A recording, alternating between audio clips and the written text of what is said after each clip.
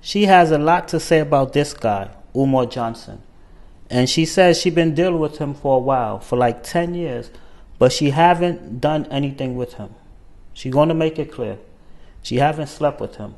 But she knows how he is as a person and how he deal with people who he's dating. Because she's gonna mention that.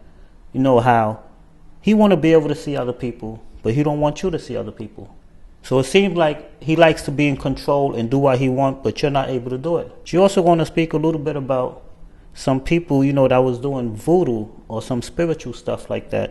And she said Umar was dealing with one of them. So she's going to speak on the Caribbean people as well, doing voodoo and other spiritual things. All right, here we go. There we go, King. You see? This is what a real woman does. My name is Anaya A. And I'm trying to tell the women out here that you all need to be more subservient to your men. And some of them are really wealthy. Some of them are not so wealthy. Some of them are the D-boys on the block. Some of them are gangsters. Some of them are already pimps. Some of them are just really educators that have secret fetishes. And there's just so many different, styles of men, right? So therefore, the whole point is this. These type of men, like the Dr. Umar Johnson type, right? Educated, professional, 16,000 degrees, very strong in stature, very intellectual, can talk to you about anything under the sun. And upon leaving the public eye, he'll come to you and whisper something to you like, can you be my F partner on the Treasure Coast, because when I fly into town, you'll be that partner for me, and you will be the partner that I have, and you'll receive me, and when I come to town, it'll be me and you, but when I leave town, you can't ask me any questions about who I'm sleeping with or what I'm doing, because we're not technically in a relationship, but you're going to be my partner when I come to town, and you better not have anybody else. Why are you men like that? You go around and you practice on women, especially black women.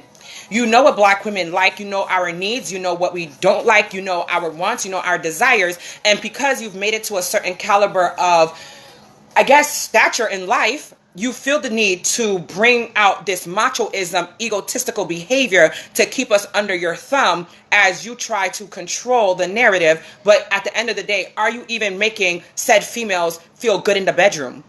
What is it that you're bringing exactly to the table? Because if you're saying, and I'm utilizing the Dr. Umar Johnson as my point this afternoon, because of course I was in a thing, it was not a relationship with Dr. Umar, over 10 years of us seeing each other back and forth, over 10 years of communication, over 10 years of me showing up to his events, not as a stalker at all, because we don't do that, but even when I called him to be the spokesperson and the leader for the Haitian Flag Day, obviously you guys see the evidence that he showed up, I was right by his side, because if I wanted to be that woman that was under his subjection, I would have been. But obviously you guys saw too when we were live at his school in his gym, he went live on his platform. We got maybe 100,000 hits on that video alone. He was talking about marriage. He was talking and trying to convince me that we should be married and that, he would take a second wife because he can't just have one wife. But then I didn't even go into the sexual part of the conversation that I wanted to because I didn't want to string it along further. I gave him a kiss on the cheek, and I communicated with him that I was not going to be involved with any man that felt like he needed more than one woman. But why is this important with this narrative? Men, get it together. You cannot have your cake and eat it too, especially when you're dealing with certain type of females, with females that have their minds together, their lives together. Even if the female doesn't have her life 100% together, men like that, like Dr. Umar Johnson, piss me off so bad because it's like, you're telling me what I should want and what I should need, and you're basically not even trying to listen to my needs, my wants, and then you think that I'm supposed to listen to you and just bow down to you when I'm not getting anything in exchange for this corrupt situation that you have me in. Because if you think about it, it's total corruption. Like, how are you going to force your methodologies, your mindset, your way of doing things onto somebody and then tell them that they can't have anybody else in their lives because you're the best thing coming? No.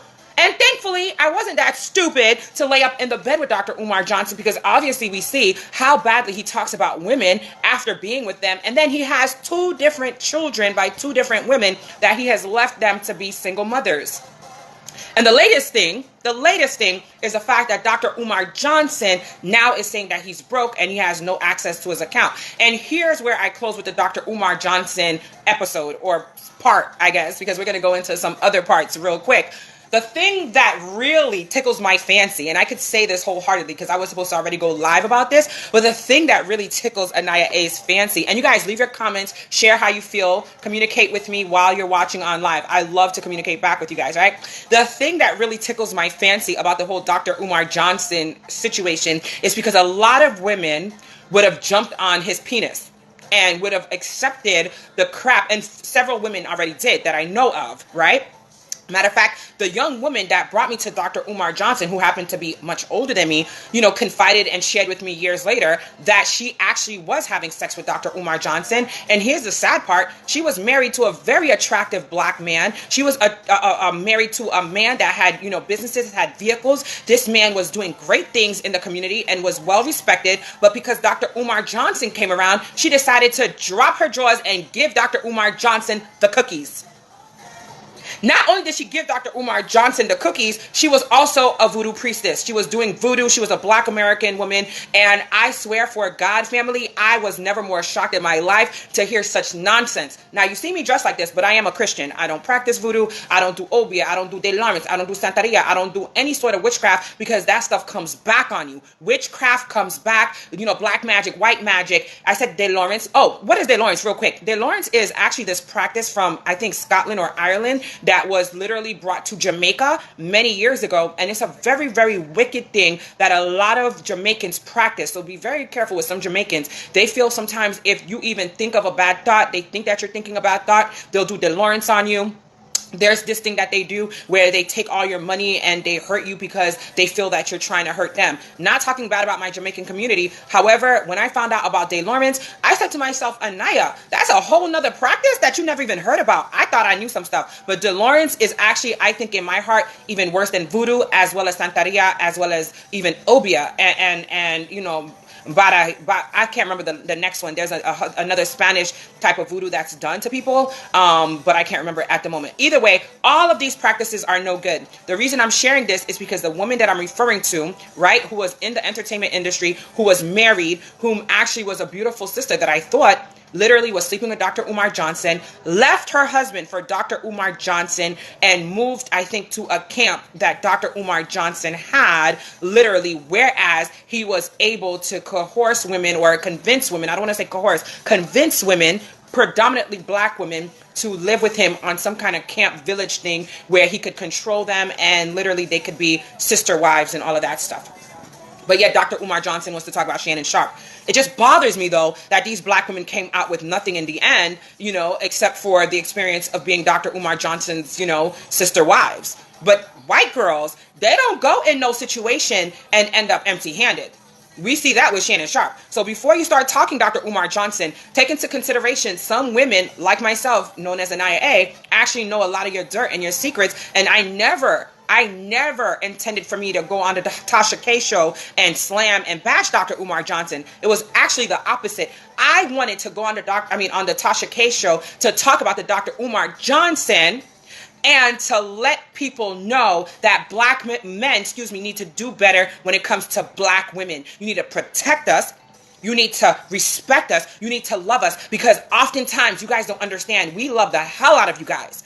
We love black men so much that we would give anything for the love of a black man oftentimes. But black men, you want to hurt us so much that you will sit there and drag us through the mud. You will sit there and embarrass us. You will sit there and have other races of men embarrass us as you parade around other females and hurt other females so freaking badly. And it breaks my heart every single day when I have to hear people like Dr. Umar Johnson have the mitigated gall to talk bad about a damn Shannon Sharpe that looks like Gumby, that green freaking cartoon, and have the nerve to talk about how that damn Shannon Sharpe is no good. But at the same time, Dr. Umar Johnson, how good are you?